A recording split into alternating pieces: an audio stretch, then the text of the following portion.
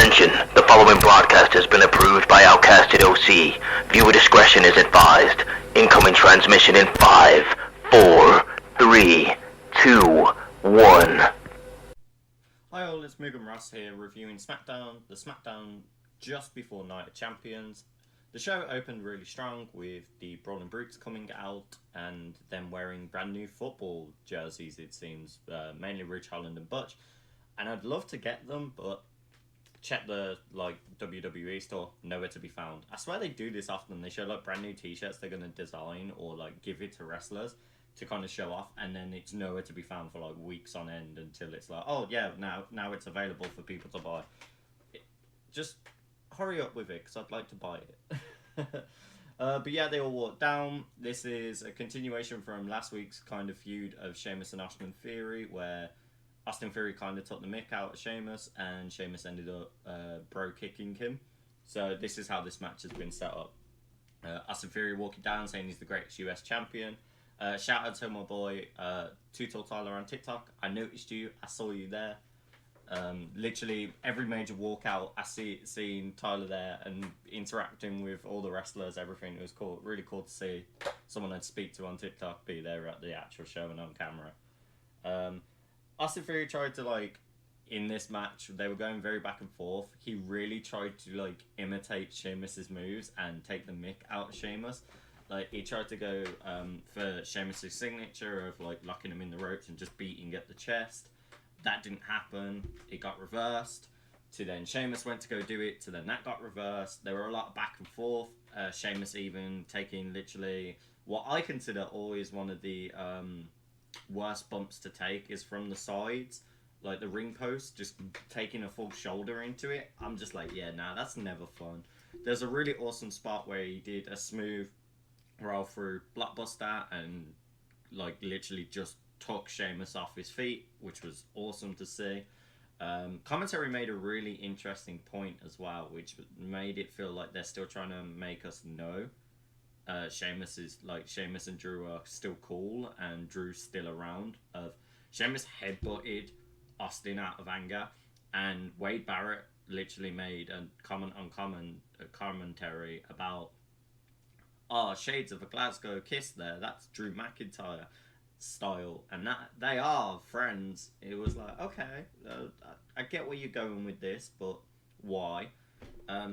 Seemed like Sheamus was about to win because he did the signature. To then Pretty Deadly come out. I mean, I'm all for Pretty Deadly. I always have been, so it's awesome. But them going against Brawling Brutes, I'm a bit sad by, because I'm no, don't do it to them, please. To Pretty Deadly get hit by Sheamus' signature as well. To then Theory snuck in and cost the match for Sheamus. So Pretty Deadly getting their revenge, getting to have some fun, because obviously Butch beating the heck out of Pretty Deadly the night before. Great match, great start to the show, really got the crowd going, and crowd was very loud this episode of Smackdown. We then transition backstage to Roman's speaking with the Bloodline. Jimmy and Jay are both there.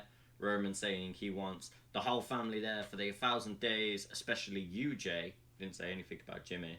Jimmy's cool, see, told you, nothing to worry about. I'm gonna go get food, I'm gonna leave. So he stands up. To Roman, proper gets in his face and nah, sit down. You're acting like a big guy now. You're acting like you're a tough guy. Come on, make something happen. Do something about it. Y'all wanna act tough. I'll beat you then like I beat you before. And really got at Jimmy with it, and was just, you're gonna respect me, you're gonna follow my leadership, and you're gonna acknowledge me. Really getting at him. So it's interesting to see where that development now goes and what progresses from that. We then had it go to the tag matches. Some of the tag matches. We had Raquel and her mystery opponent being, not mystery opponent, a mystery tag partner to be revealed as Shotzi, coming out with a tank, which I think was awesome. It's nice to see Shotzi finally getting back some TV stuff, even if it isn't a tag match.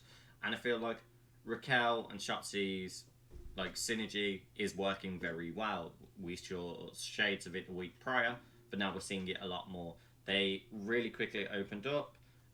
did the whole ring spot where she literally does the dive outside and hits the pair of damage control, being Io and Bailey, because Dakota Kai is currently still injured. There was a lot of back and forth, really cool spots. As I said, the dive was involved really early on. You had a really nice drop kick into a roll up that Io and Bailey did. It wasn't the smoothest of techniques, but it was still nicely done on Io's kick. She got a lot of height into it, and Bailey took the opportunity to make it turn into a roll up. Shotzi getting a 2v1 scenario and still shining as well. Really awesome to see. Finally pushing Shotzi to show she can wrestle. She knows what she's doing. She can handle with the big guys and gals in the ring. You also then had the moment of where Bailey, being Bailey and being a heel, took an opportunity where the ref was distracted to eye poke Shotzi. And yeah, it was a very interesting match to Raquel and Shotzi win, because Io thought she was the legal tagged in. Bailey's being pinned by Raquel by the corner, so Io's gone to the top and drop kicked Shotzi and went to pin her, but they're still counting Raquel's pin, even though Bailey wasn't legal, from what it seems. So there was like this weird communication conflict, and I don't know if Io did that on purpose to slowly start betraying damage control and going on doing their own thing, or it genuinely was a miscommunication thing where it was a botch finish. Don't know. It's interesting to see where it can go. Then we get arguably one of the things that hyped me the most for like tonight's Night of Champions was the video vignette of Corey and Seth just sitting down and talking of just like, why does the world heavyweight mean so much to you? And it just showed Seth's whole career history, like since he was a kid, loving wrestling, sleeping with like his wrestling buddy teddies, and then going further and further, getting the NXT championship to then the Universal, everything like that, the heist of the century. So it shows how well versed Seth is. And I made the comment to G, one of the other OC members, that if he does not win the heavyweight title and spins it around like he's done every other major belt, he's done it wrong. And I want that to happen. But it was an awesome package for the Night of Champions and really set me hyped for that match. They went even more leaps and bounds that I didn't expect them to do with the AJ package straight after, showing AJ was in Japan and he was an IWGP champion, showing his Impact title championship run, saying, I've won belts around the world in other companies, I am world heavyweight champion. And I was just so here for it, because it was really awesome to have that and really solidified this match feels the main event, because for Night of Champions having 3 main events, very weird.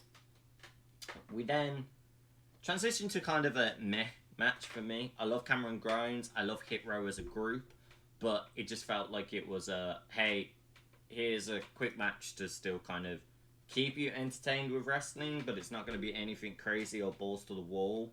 You have a quick, like, Cameron Grimes talking about how, like, hey, I've got expectations, my first match I won in record time, I'm going to try and keep that pace up with this match. Hit Row also walked out with these weird balaclava beanie masks. It just weren't it for me. I was like, yo, y'all look cool without those. You don't need those. They look very weird. And, yeah, before the match even starts, we then quickly go, oh, here's a vignette package of Grayson Waller, talking about all of his stuff and how he's going to start showing the Grayson Waller effect more on Smackdown and just start beating up everyone. So I was like, yeah, that's cool. I'm here for that, but it's nothing to scream home about. We've already saw how he is. Then the match starts, and pretty much by the time the match starts and started getting into that nice comfort zone of, oh, this could be quite a long match, it quickly ended with Cameron Grimes winning again. Which I'm like, yeah, I'm here for, but it didn't need to do anything crazy. But it's nice that Cameron Grimes is already getting a very early on push and multiple title wins. Then we land on Bianca Belair walking out. This was very interesting promo, because obviously SmackDown was pre-recorded and she still had blue mist on her hand from the previous episode of SmackDown. But she was trying to make it like, oh, it's been another week. I still got the blue mist from a week ago. My eyes still feel like they're burning. everything like that, and just she's very much tried to carry this story into something better than it is, because the whole fact of they're having a rematch after WrestleMania, and she's like, if Asuka just wanted a rematch, she could have just asked me, but she doesn't want it for the belt. She wants it as like to have a fight with me. She's become unhinged. And it's like, fine, say less, I'll fight. I'm like, yeah, that's a cool way of doing the promo, and you still kind of came across like a face, but you had more like heel actions in the words you were saying. Like, you want to fight her, you want to beat her up. But it just, for me, it feels flat, this storyline does. Once again, it doesn't feel like they've put enough timing into it, they haven't cooked the story enough. It just feels like they've turned the oven on, but they haven't put the food in yet. So they've prepared something, but it's not cooked enough for us to enjoy like a satisfying story from it. Is the best way to explain that. Asuka then very quickly snuck out, hit interesting like submission armbar hold on Belair, and they went into a bit of back and forth fight when the security came out. To Asuka broke away from security, went to jump Belair, and Belair already picked her up ready for a KOD.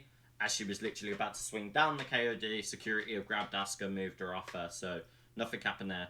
Asuka snuck out laughing that she's nearly hurt Bianca Belair again, and all of this. It's getting there, but it's just, it doesn't feel right. It feels like it's very quickly shoehorned in. Oh, there's a champion. Let's make them fight at Night of Champions.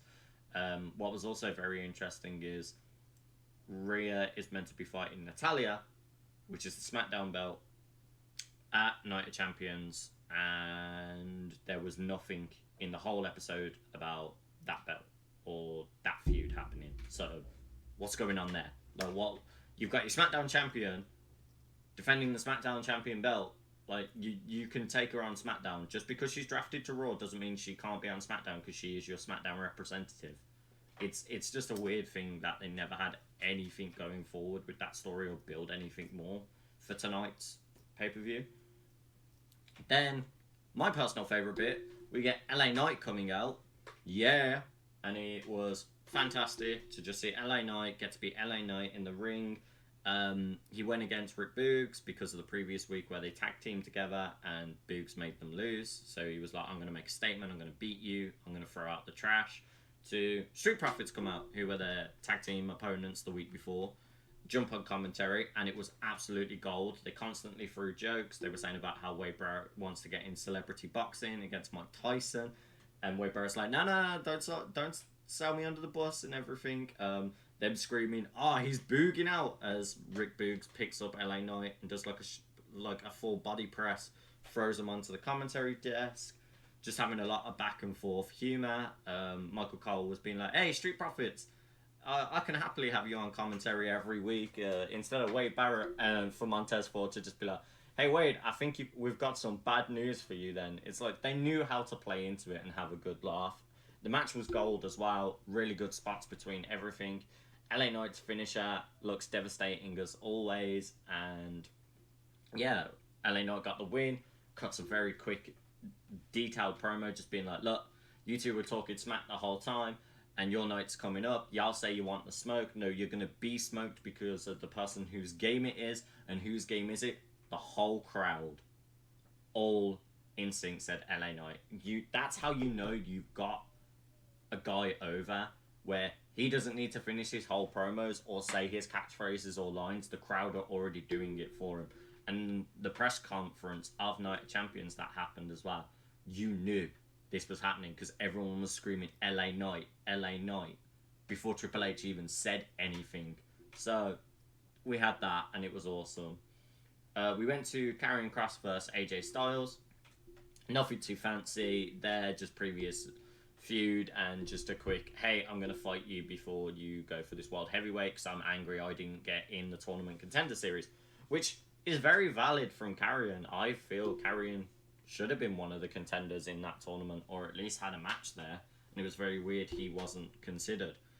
It was a very weird, rough start to that match because Karrion hit AJ, and AJ kind of fell to the buckle, and he looked like he hit the side of his jaw more than like a normal bump where you take it from like your forehead area, and it just looked like it rocked him for the first couple of seconds of the match, but then the momentum got going.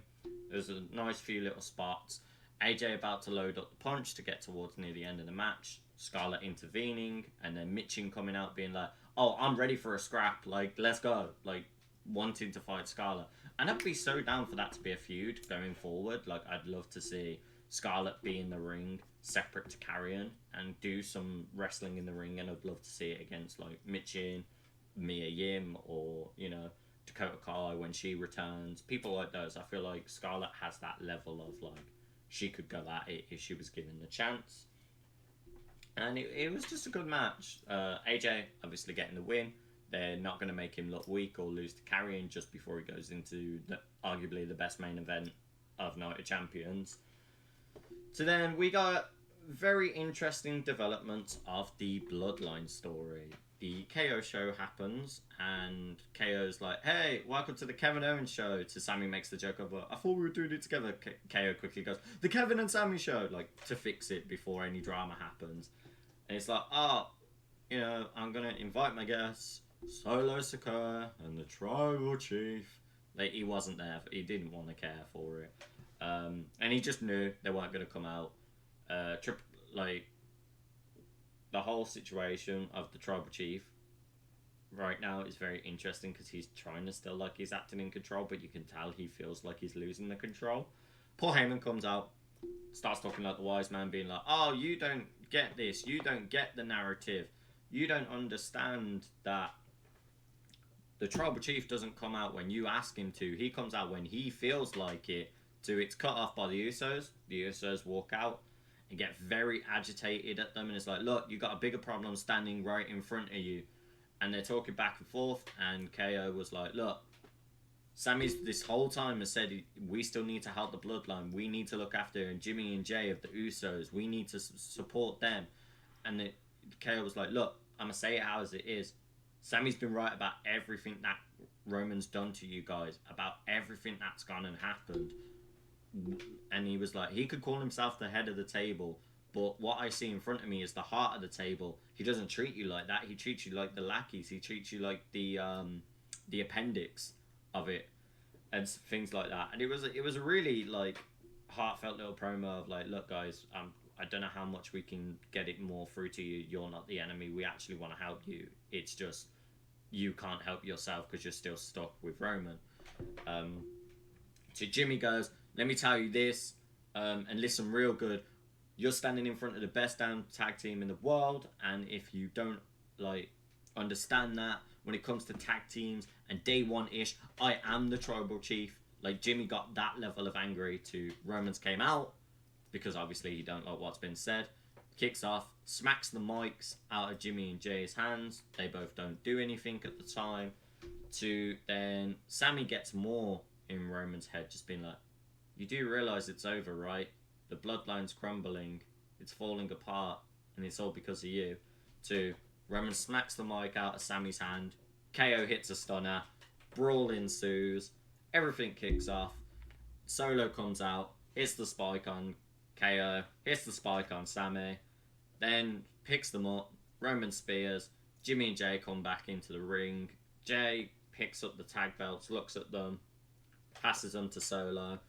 Jimmy's holding them, and he's just holding them. He's staring at Roman. He's staring at the belts. He flips his hair back. He doesn't pass him across.